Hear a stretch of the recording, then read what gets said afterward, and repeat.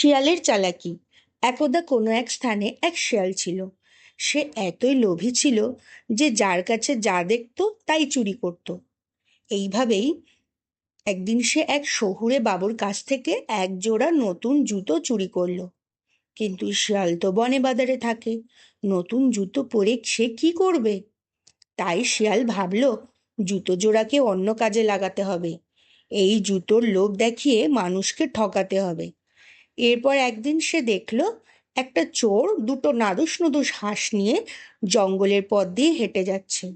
তাই দেখে তার ওই হাঁস দুটো খেতে বড় লোভ হলো।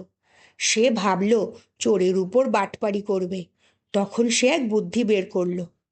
চোরটা যে পথ দিয়ে যাচ্ছে, শিয়াল সেই পথের খানিক আগে এক পাটি জুতো রেখে দিল।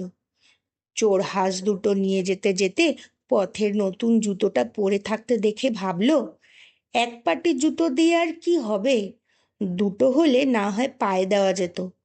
তাই চোর আর জুতোটা না তুলে এগিয়ে গেল। শিয়াল তখন সেই জুতোটা তুলে নিয়ে জঙ্গলের মধ্যে দিয়ে আরো খানিকটা এগিয়ে গিয়ে চোরের যাবার পথে অন্য পাটি জুতো রেখে দিল।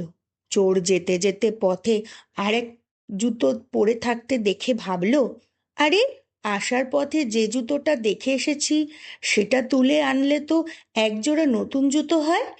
তাই সে একটা গাছের সঙ্গে হাঁস দুটোকে বেঁধে রেখে উল্টো পথে আগের জুতোটার জন্য দৌড় দিল। এদিকে চালাক শিয়াল এই জুতোটাও তুলে নিয়ে হাঁস দুটোকে খাবার জন্য গাছের দিকে এগিয়ে গেল। এই সময় হাঁস চোরকে ধরতে গায়ের লোক লাঠি সোঁটা নিয়ে জঙ্গলের পথে বেরিয়ে পড়েছিল। তারা দেখলো একটা শিয়াল হাঁস দুটোকে খাবার চেষ্টা করছে। তারা বুঝতে পারলো যে শিয়ালই চুরি করেছে হাঁস দুটো। তখন তারা হুড়মুড় করে এসে শিয়ালকে উত্তম মধ্যম পেটাতে শুরু করলো। মার খেয়ে শেষ পর্যন্ত শিয়ালটা মরেই গেল। গল্পটির উপদেশ হলো, বেশি চালাকি করতে গেলে বিপদে পড়তে হয়।